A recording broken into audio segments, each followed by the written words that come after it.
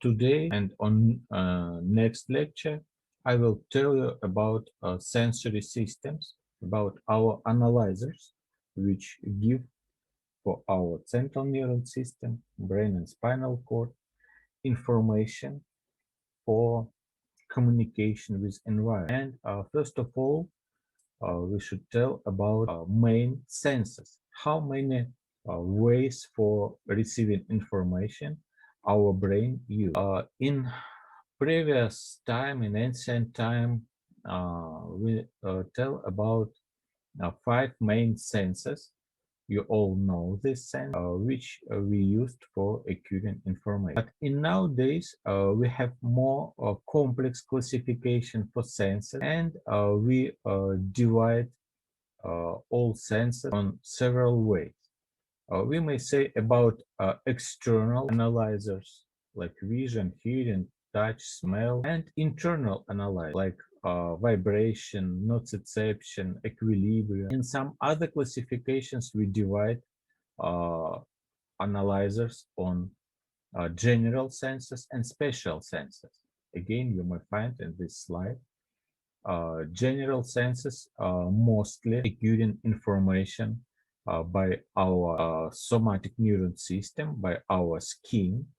Special senses use special analyzers, which may be in our body, use special organs like eyeballs, ears, and many other.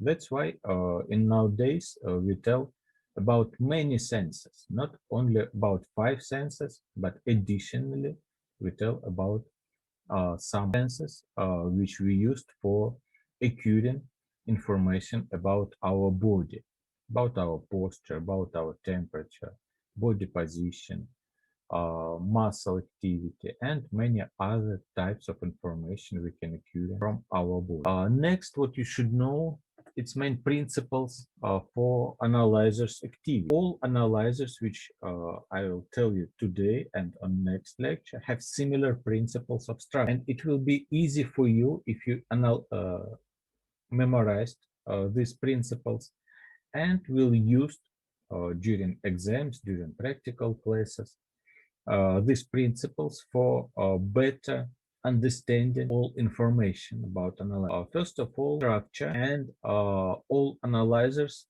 used multiple or multi-channel structure. What it means? For fast propagation of information, we used many neuron fibers, many ways for send impulses from receptors to our central neuron system, to our brain, for example. And it may be a huge amount of these parallel ways.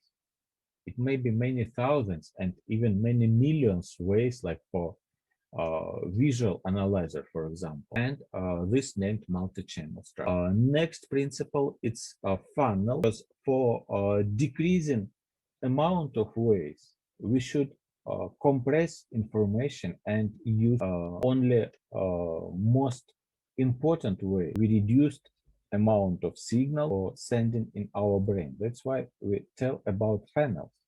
And these funnels we may show on base of visual analysis. It's classical funnel. You may see in this slide. In our eyeball, in our retina, we use many receptors. It's more than 100 millions receptors on our retina, in our eyeball. But information from this receptor sent in our brain for future analyzing through quite a small amount of neuron fibers. It's only about 1 million and 250,000 neurons. Yes, it's more than 1 million neurons, but it's less comparing to amount of receptors. And you may see it's 100 times less amount of ways comparing to amount of receptors. It's and in our brain, when signals came to cortex, again final, but with increasing amount of information from 1 million neuron fibers, information came to more than 200 million neurons in our brain, in our visual cortex. That's why we tell about this kind of compression information for decreased resources, decreased amount of ways for propagation impulses. And this is common for all our sensory systems, not only for visual analyzer, for all other analyzers too. Next, common principles, its structure. All analyzers have three main components. Every analyzer or sensory system have peripheral part, its receptors,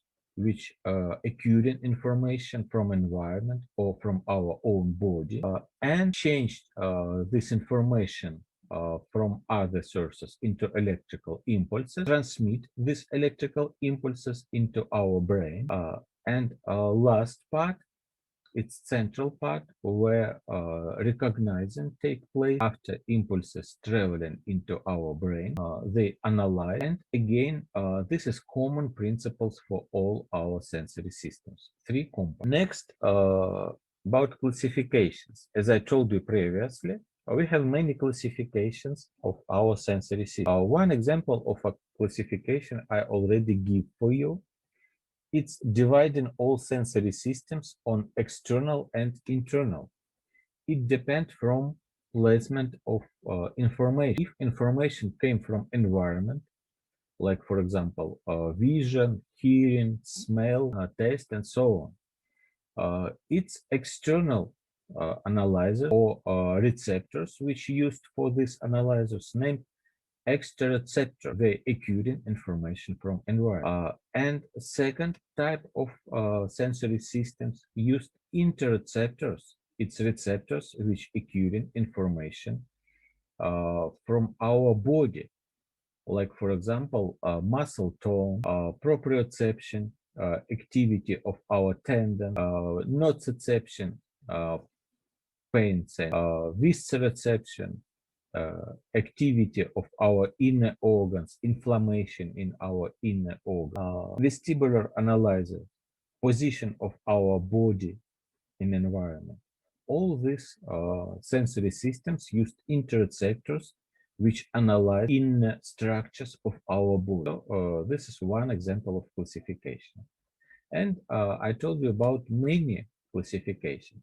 And other example of classification for receptors, and the receptors may divide on distant and contact, depend from type of information which analyzed this receptor. Distant receptors, it means they analyzed information from source which placed far from receptor. For example, source of visual analyzer, a source of light, may be far from our eyeball, but we acquiring signals from this light, and this is distant receptor. The same sources of smell, sound, they placed not in our body, not in our receptors, they placed far from our body, but we can acquiring this information through distant analyzing. And contact analyzers, they used receptors which directly contact with source of signals, like for example, touch, temperature, pain. That's why we divide on two group of receptors. And every kind of receptor, distant or contact, it's not only one receptor. Usually it's many thousand or many millions cells, receptor cells, which may place together in one place, or they may widespread. For example, in our skin, temperature receptors, touch receptors, pain receptors, and all receptors which realized one type of analyzing, named receptive field. For example, receptive field in our skin may be differ in different areas. If you check your sensitivity for touch, you may find in different regions of skin sensitivity will differ because receptive fields will differ. And in your fingers, for example, receptive fields is less, and one neuron will receive information from few touch receptors in skin of your fingers. But on back, for example, skin have same touch receptors, but they send information from much more amount of receptors to only one neuron. And receptive field will be wider, but ability for detection touch on your back will be less. The relationship between receptive field and sensitivity is negative. Increased receptive field lead to worse sensitivity. Decreased receptive field lead to good sensitivity, but we need more resources, more neuron fibers, more receptors in this case. Okay, next type of classification for receptors only. It's only peripheral part of our sensory systems. Our receptors may divide with next classification by nature of stimulus. And all receptors may divide on mechanoreceptors, which detect mechanical changes in environment, like for example, vibration, vibration of air, vibration of skin, baroreceptors in our inner organs, in our vessel. All these examples is mechanoreceptors. Next group is chemoreceptors, which realize chemical sources of information. Mostly it's about smell and taste sensory systems, but additionally, some kinds of pain may recognize changes in chemical properties of our tissues of our body. Photoreceptors placed only in our eyeballs, in our retina. Thermoreceptors may placed in skin, may placed in our inner organ for recognized temperature of our tissue. And last one, pain. It's a very complex group of receptors. Some of them occurring only pain, pure pain receptors. Some of them occurring chemical substances, mechano reception.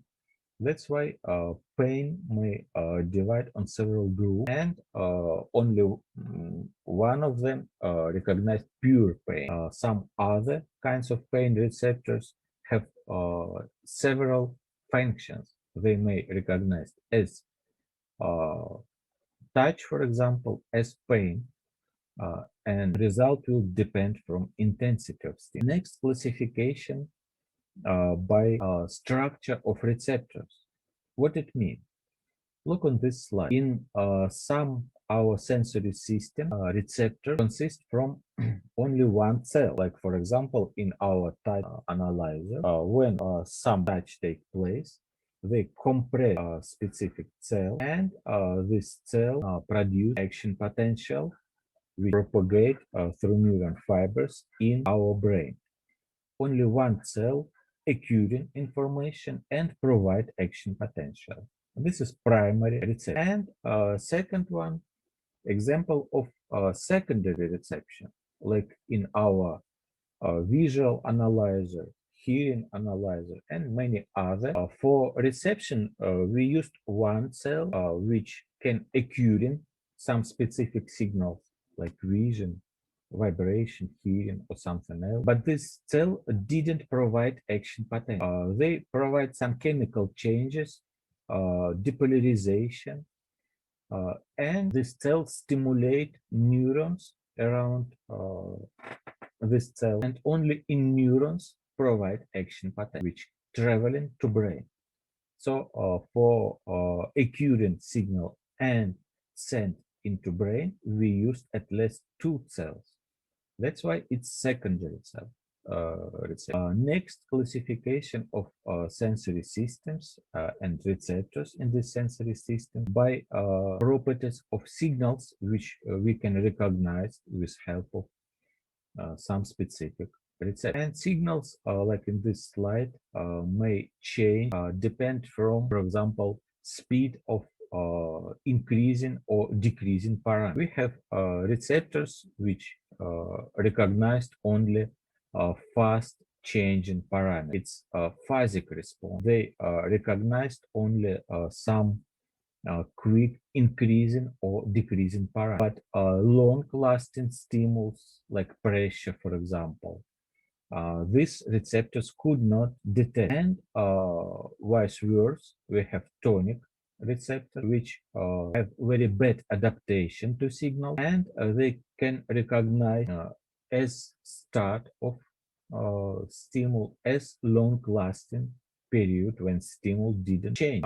These receptors better recognized situations when stimulus take place during long period. But we have as phasic receptors, as tonic receptors, uh, and only combination of these receptors give us ability detect properties of signal. Next, what you should know about sensory system, it's a law of Weber, or in nowadays we tell about law of Weber-Fechner, or law main psychophysiological law. It's synonyms, it's near the same, and Weber, it was a physiologist who firstly find law of just noticeable differences in signal. What it means? If two signals have very small differ between them, for example, pressure, you may take two weights and differ between weights will be 10 grams, for example.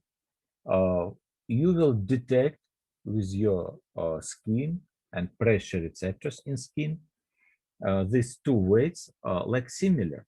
You will didn't change differ between them, and you need some just noticeable differ between two stimuli for recognized these two signals like different. And this difference between signals, it's common by Weber-Fechner law. It's constant, like in this example. You may take light waves, and differ between weights will be less. You take heavy weight, and differ which you can detect will be increased. That's why Weber say the difference depend from previous signal, from first signal, and only this proportion may be significant for tell about just noticeable difference. Fechner uh, additionally uh, changed this law, and he said that actually relationship between first signal and second signal mm, depend not like straight line, but like logarithm. It means with increased intensity of first signal, sensation to second signal decrease. We tell about logarithm and Weber-Fechner law. You may find in this slide.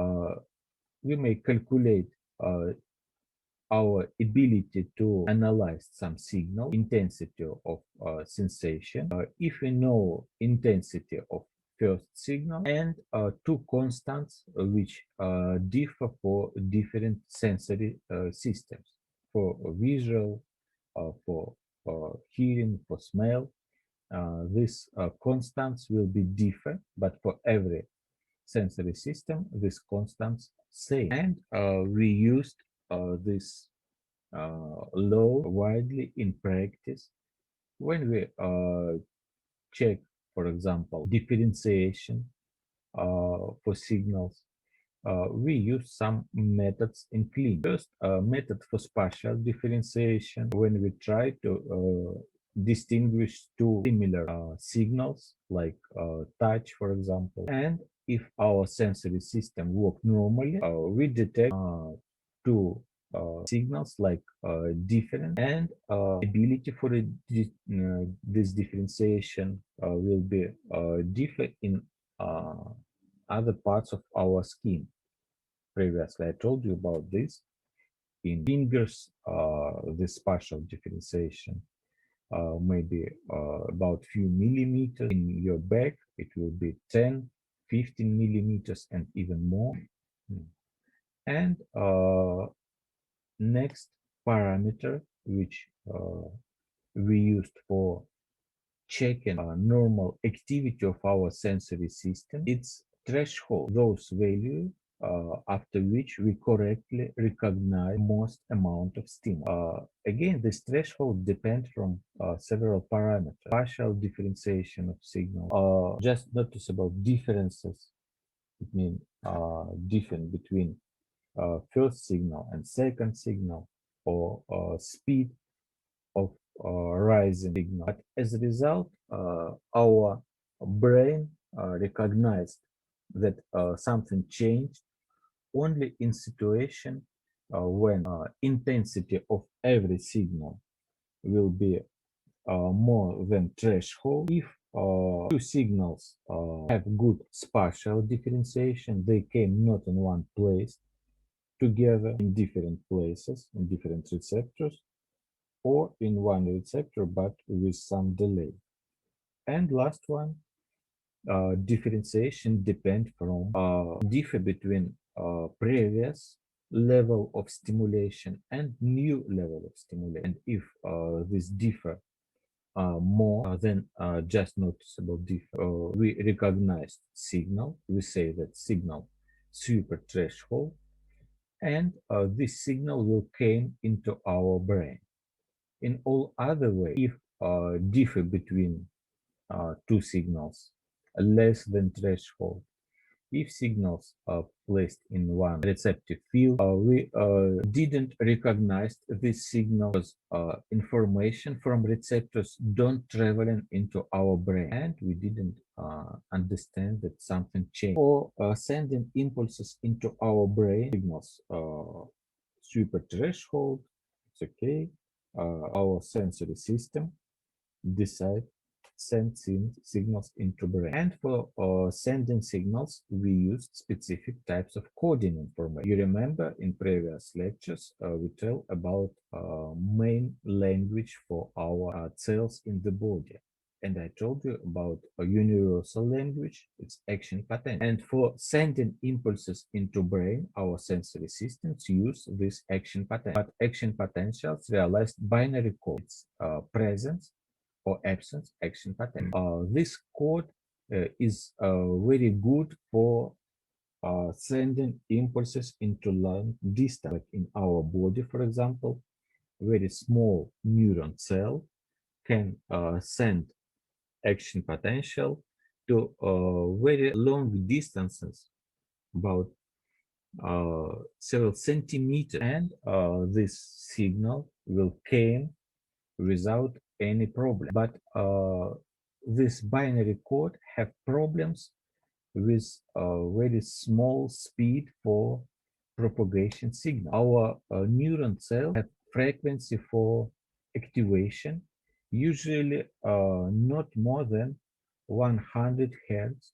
In some cases, some very excitable neuron cells may produce slightly more frequency, up to 1000 hertz. But again, even 1000 hertz, it's only 1000 action potentials in 1 second. It means that some neuron can send small amount of information, like in your SMS, for example, message, in 1 second. But our analyzers, like pain, vision, hearing, should transfer huge amount of information in our brain. If your phone can transmit only short messages, but not vision, not audio, you will say it's not good. It's not enough for good communication with environment. And brain have similar problems. They need more information from environment. That's why they used additional methods for compression information. And in our analyzer, we used not only coding by binary code, presence or absence of information, but additional compression when signal combine into bird. You might see in this picture, depend from quality of signals, analyzer send action potential in different frequency, and frequency will change. It's not constant in all time when stimulation take place. And you may see these groups of signals. When frequency is highest, it's burst, and our brain decoding information not only by present or absent action potential, but how long these bursts may take place, how many bursts in 1 second, and all other parameters of these combinations help us, help our brain for receive much more information from environment comparing to only sending binary code from our sensory cells to the brain. This is main principles for all analyzers, which you should know for better understanding everyone. And when we will discuss samples of our sensory system, I will not tell about these principles because I hope you memorize this about main principles of coding information, main principles of structure, three components of sensory systems, and so on. And now we will tell about main sensory systems in our book. Today we will start tell about these sensory systems and continue on next lecture. Tell me please, how do you think which sensory system will be first in our discussion? Which sensory system is most important for our body? Any idea? No, not that. Any other idea? Only one student present and listening lecture. Yeah, most important for our body, it's visual sense. And first of all, we will tell about vision analysis. For better adaptation to environment, we use vision every moment. And persons who have problems with vision have many problems with adaptation to environment. Usually, we tell that about 19% of information about environment we acquiring with help of our vision. You should remember from physics, if you're studying physics at school, that vision, its ability for recognize electromagnetical impulses from environment, and if these electromagnetical impulses in some specific region between 450 nanometers and 700 nanometers length of waves for electromagnetic vibration. It means that in environment we have other vibration with high or less frequency.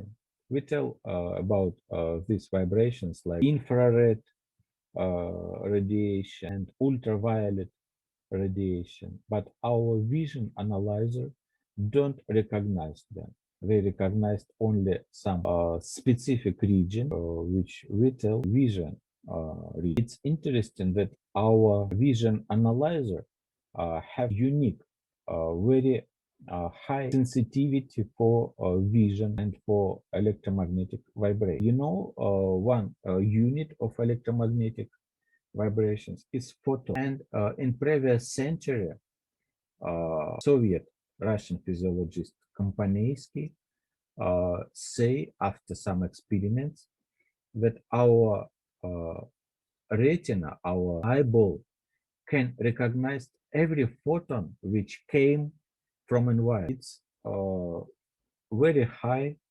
sensitivity, but in daily activity, our brain recognized information not about every stimulus, not about every photon which came into our retina. That's why for analyzing information, we have some specific rules, and again, it's basic principles which I tell you previously.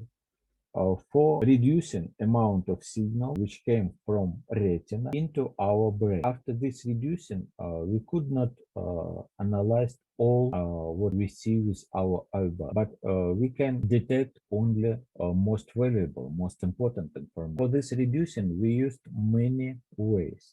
One of them is our short-term memory or instant memory, which in our vision analyzer have length about 200 250 milliseconds, and all signals which came in our retina during this period came into brain. After them, neurons in retina clearing and preparing to next occurring of signals.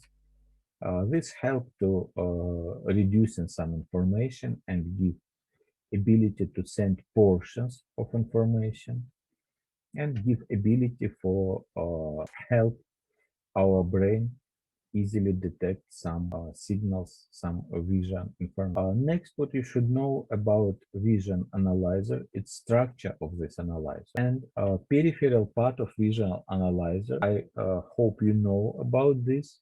It's our eyeball, which have several main components. It's components for transmitting light, like lens, cornea, and vitreous humor, which placed after the lens, and additional structures which used for concentrating light. Mostly it's lens. Additional components we used in our eyeball for uh, recognize signals, for recognized light, and transmit light into electrical input. This is retina, which placed in distal part of our eyeball. So when light came in our eyeball, first of all, the light came through cornea because it's transparent for the light. Came through the pupil in iris. After then came through lens. In lens, parallel lights concentrate and came into fovea centralis onto retina. In this region, we have highest concentration of receptors, and in receptors start conversion impulses from light, yes, into action potentials, into electrical input. After conversion take place, electrical impulses through optical nerve, this is optical nerve, move out from eyeball and send signals to our brain. Additional components of our eyeball, it's blind spot or optical disc. It's a region where neuron fibers move out from eyeball. In same place, vessels came into our eyeball, into our retina to realize blood supply. But in this region, we have no receptors. That's why we tell about blind spot, and all signals which came into this region of retina didn't recognize with our visual system. We have many additional components for normal activity of eyeball. For example, drainage of eyeball with liquid. It's muscles which can move our eyeball in different positions. It's iris which may change diameter of pupil for increasing or decreasing intensity of light came to retina. But it's additional components of eyeball. Main components, those which help light traveling through eyeball and concentrate onto the retina. Interesting that normally after concentration of retina, signal became small and have opposite direction, like in this picture. But in our brain, we turn back normal direction. And if some subjects we see in opposite direction, we recognize in brain that its vertical position, it's upward, it's downward, and so on. For normal vision, we need concentrate light into retina. We name this process convergence, and normally with help of our lens, convergence take place normally, and impulses came such way that most amount of light concentrate together. For better occurring, they concentrate into retina. If lens don't work normally due to decreased elasticity with age or due to some traumas, cataract, and so on, convergence don't take place normally, and we should correct them with help of glass. And for glasses, we need information about quality, like refractive power, of our lens and refractive power of glasses for summarize them and give normal convergence. Process of changing convergence depend from lights from environment named accommodation. And main idea of accommodation to send impulses from different distance and convergent these different light waves into one place of retina, into fovea centralis. For realize this aim, our lens had ability to change curvature. In this picture, you may see two states of lens. When lens in relaxed state, they became more flexible and convergence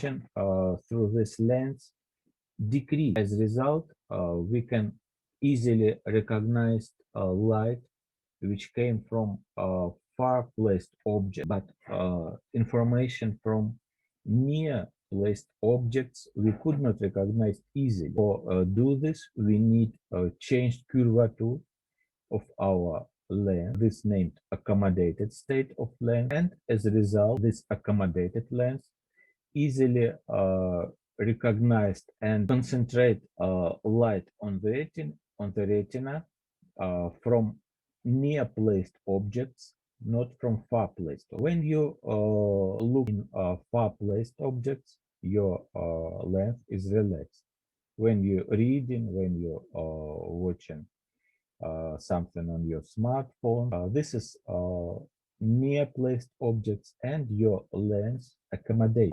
Normally, our eyeball have this ability to change curvature, to change accommodate. But if some reasons break this ability, lens not accommodated, and we lost ability to recognize, for example, near placed object. This is a sample which demonstrate you how normally change accommodation depend from placement of source of light. If source of light is far from you, signals light came with parallel and for concentrate this parallel light waves rays, sorry, uh, we didn't need very intensive accommodation of our lens in relaxed state. Opposite situation with near placed object, they send light ray not parallel but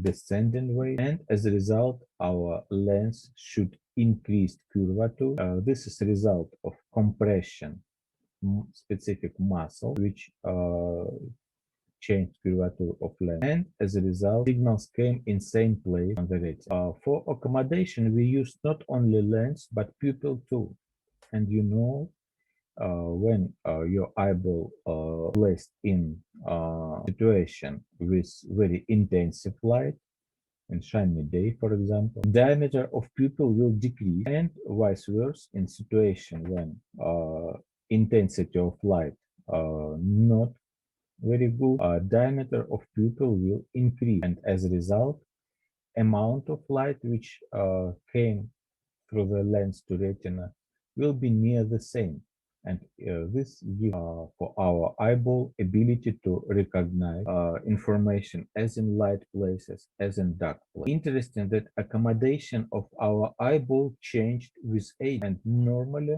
we have a very good accommodation in young ages.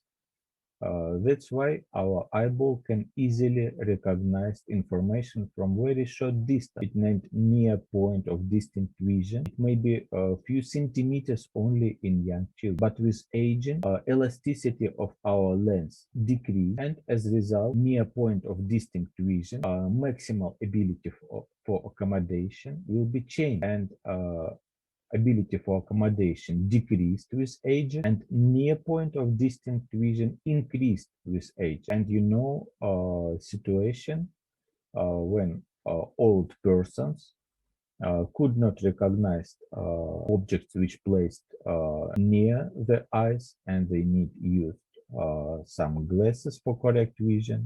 This is a situation which named presbyopia. Presbyopia, it's physiological changes of accommodation with age. If you look this slide on your smartphone, you might try to perform a very short test.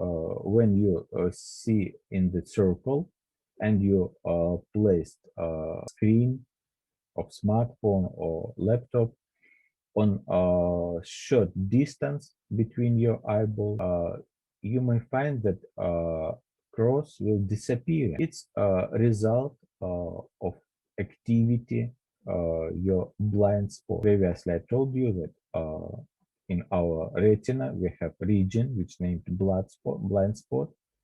This region have no receptor, and when information from some sources came into blind spot, this object disappearing from our view. But usually we don't think about this because our brain correct blurring this blind spot, and we don't know about some blind spots in our vision. Our eyeball may have some abnormalities, and one of them, which is very frequent, most frequent abnormality, it's myopia. It's situation when usually it's inborn, but may detect only in children after growing eyeball. In this defect, convergence of light rays became before retina, like in this picture. And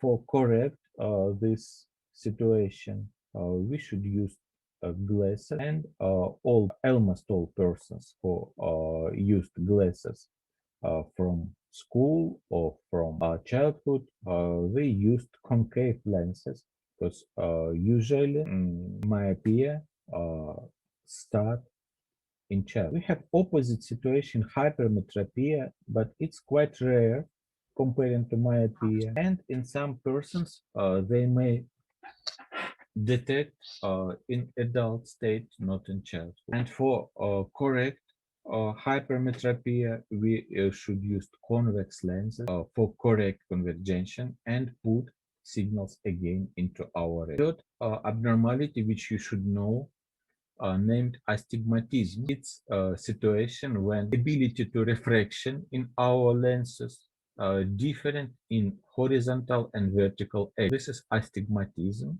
and it's quite hard for correction because in different axes signal have different ability for accommodate. But usually we can do this, and for many persons with astigmatism, they correct vision with help of cylindrical lens. That's why all types of abnormalities in eyeball may detect and correct, but usually this correction realize some surgical operation or using glass.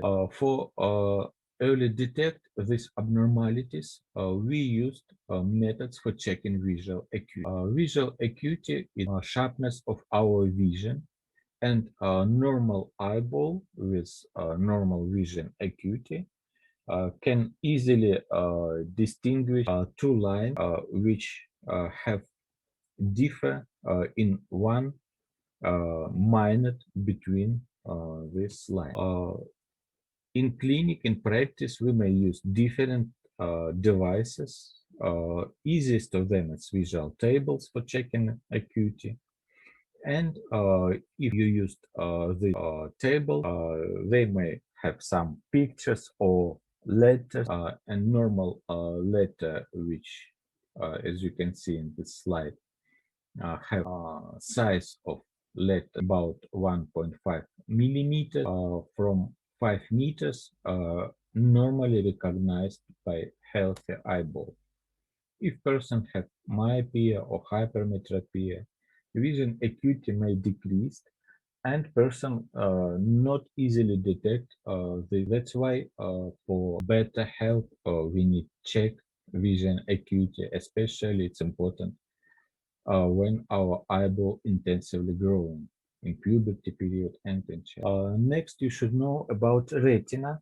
because in our eyeball, most important part, it's distal part of our eyeball, which realized occurring light rays and convert these light rays into action potential. For realizing these processes, our retina consists from 6 layers, and you may see in this picture normally, our light ray came through all 6 layers: ganglionic cells, amacrine, bipolar, horizontal cells, through rods and cones receptors, and go in backward light rays contact with active fields in our rods and cones. This propagation of signals through all 6 layers reduced vision acuity and reduced ability for occurring every photon. As I told you previously, our receptors, our rods and cones, can detect every photon from light, but reducing filtration, one of them you may find in this picture, help for our vision decreased amount of information which then came to our brain. Receptors which placed in retina, it's 2 types of receptors. It's rods and cones. Together, they named photoreceptors, but they have some differences. Differences in form and, most important, differences in sensitivity. Rods have sensitivity to all types of electromagnetic field, or in general, we may say to white color. Cones have ability to detect only some specific colors. That's why we used rods for black and white vision, or we may say for night vision when we didn't detect color, and cones we used for detect colors during day when intensity of light is more. Main principles of activity for rods and cones near the same, and realized using some proteins. In general, they named opsin. They may have different form. Most frequent in humans eyeball is rhodopsin, and this protein will change formation in 2 stages: cis and transform. And this changing of conformation realized with help of photon. It's like a trigger which changed form of molecule, and when molecule change their form, they change permeability of cell membrane to sodium ion. So this is main principles which used in our retina for detect light. Changing conformation of molecules will start processes on cell membrane, and as a result, our rods and cones stimulate bipolar cell then for producing action potential. It's interesting that maximal sensitivity of rods and especially cone in our retina is very high. They may detect 1 photon, as I told you previously. They may even detect ultraviolet, but our eyeball, especially our lens, additionally reduced sensitivity because they reduced a range of electromagnetic field frequency, and we didn't occurring ultraviolet light to our retina. But if we remove lens, for example, or we replaced with plastic, this person may have ability to increase wideness of electromagnetic field recognition, and even can see ultraviolet light. Next, what you should know about our vision, its ability for detect color vision. Tell me please, do you see what's on this slide? Do you see some numbers like I saw 29. 29? Okay. And But this is one example of test for color blindness, because some persons have abnormalities. It's inborn problems which could not give ability to recognize different colors. This color blindness firstly was described by Louis Dalton. That's why nowadays in common this state, this disease named daltonism, and this inborn gene-associated disease. That's why they meet only in males, not in females. And for detect color blindness, we need to use ability for recognize different colors. First, who detect principles of coding colors in our eyeballs was Russian scientist Mikhail Lomonosov. And he said that all colors in nature we can receive by mixed three main colors. He tell about basic colors and resulting color. And in nowadays we know that our cones in our retina, in eyeball, use same principle. Our cones divide in three groups, which easily detect blue color, green color, and red color. That's why these three groups of cones named blue, green, and red cone. And all colors which we can recognize, it's realizing of mixture from these three basic colors. And abnormalities in detection color associate with genetical disorders when absent one, two, or three types of cones. And as a result, persons could not detect one of basic color, red, for example, it's daltonism, or all colors, and as a result, person may see only detect black and white color. And interesting that in our retina, in neurons which form ganglionic way layers, so we have coordination information from different receptor cones into one ganglionic cell. And as a result, ganglionic cell, it's neuron which work with principles all or none. This ganglionic cell may detect signal from one cone, from other cone, but not together. And as a result, some signals which we send to our brain give us ability to recognize opposite color. Like for example, you may see some pairs. It's black and white, yellow and blue, and these opposite colors, it's colors which we may detect not together in one place. We can detect only yellow or blue, but not mixed in together. It's a result of next stage of filtration for reducing amount of neurons which send impulses to brain. We should use same neurons for acquiring signal from different cones which placed together like neighborhood and recognize different colors. As a result, we reduce an amount of signals. It's good compression, but in some situations it may lead to decreased ability to recognize these opposite colors in one place. Next, what you should know about vision, it's intermediate part of visual analyzer. You know that visual analyzer send signals from eyeball into our brain core. And these visual pathways, it's quite hard pathways.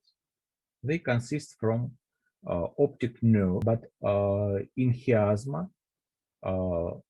under the pituitary gland, optic nerve divide on two parts.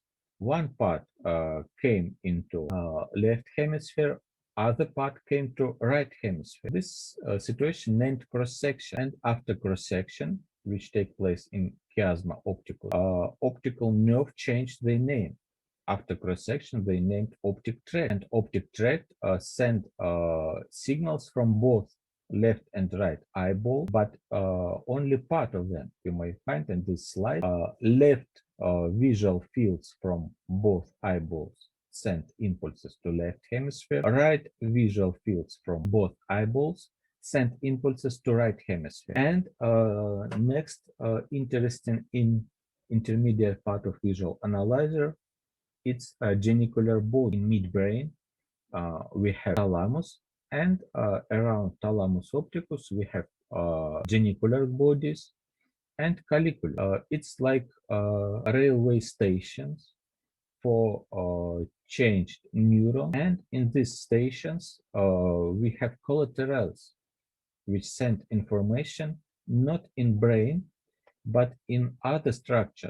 In our midbrain, we have centers for regulate muscle or moved our eyeball, and these muscles coordinate with help of these collaterals from genicular nucleus. Why this may be important? First of all, this collateral help us change our direction of vision very fast. If something happened, some flash of light, for example, we unconsciously changed our vision and try to find source of this flash. This very important in stress situations when we need reduced time for detect reason of this situation and decide is it dangerous for us or not. That's why muscles which coordinate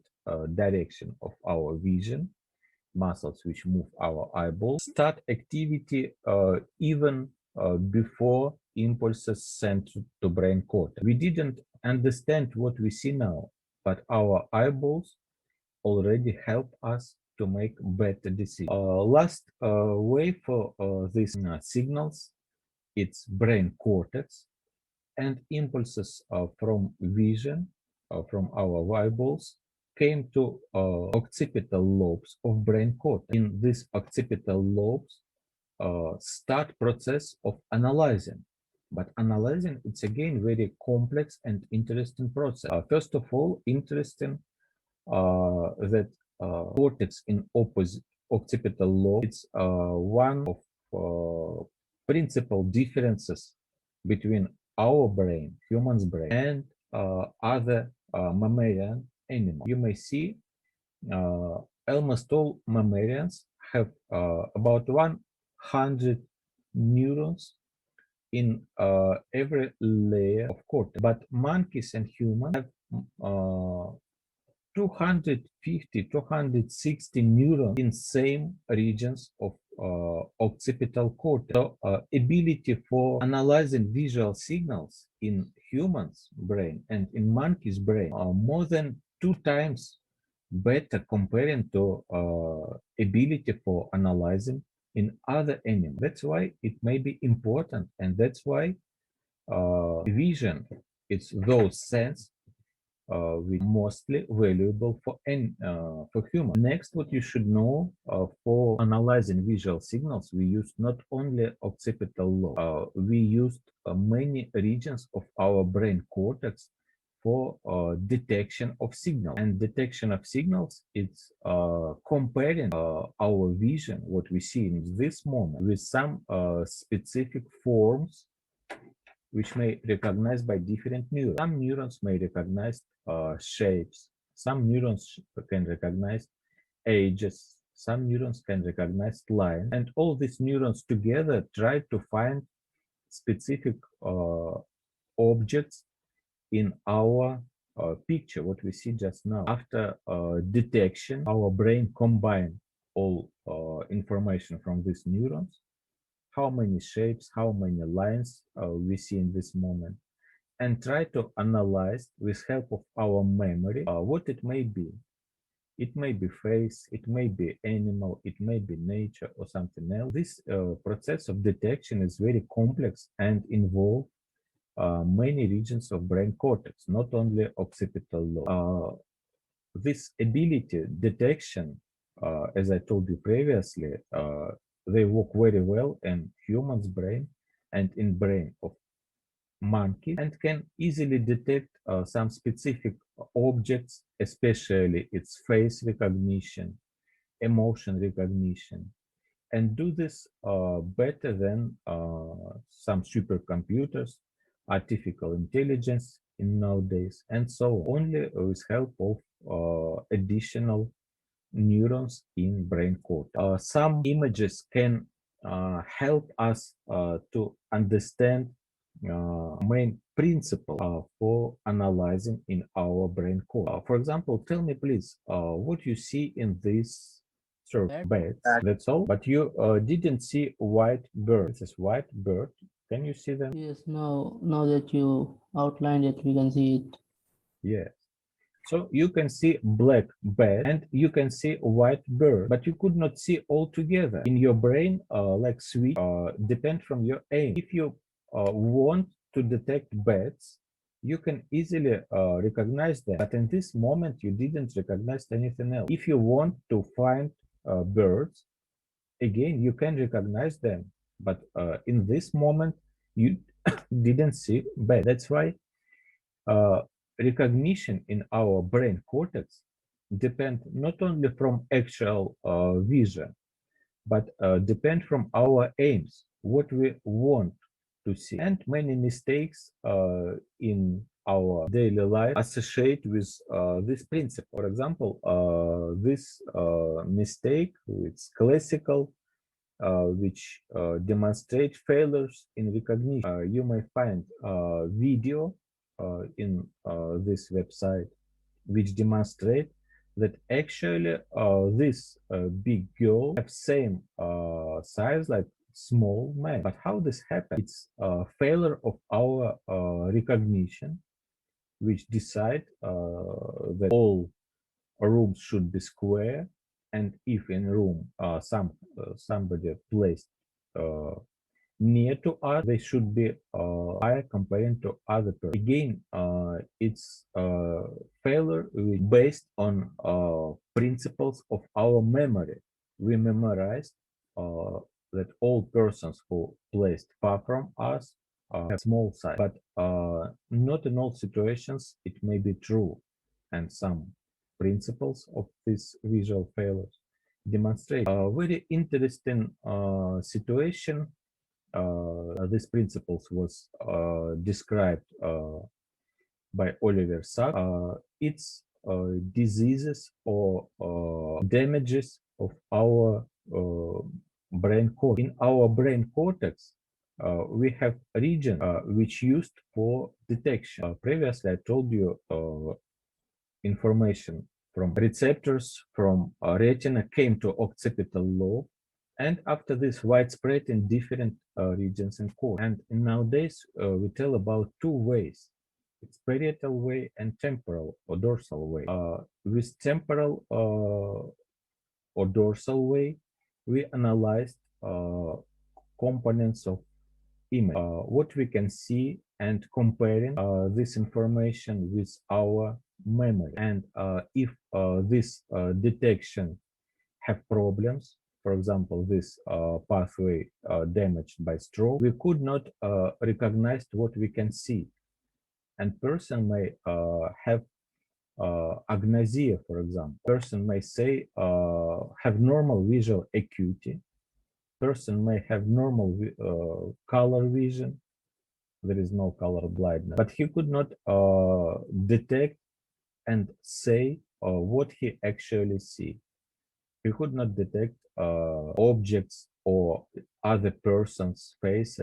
These problems, facial agnosia, it's a result of disturbances in dorsal or temporal way. Disturbances in parietal way lead to other kind of agnosia when we could not find in our picture, in our vision, which we receive from cortex, where this happened, which object placed behind us, which object placed far from us. That's why in analyzing our visual information, we use many regions in our brain, and all these regions have some specificity, and for better detection disturbances, you should know much more than you may find in your books, especially if you read Wikipedia or other sources which not so actual.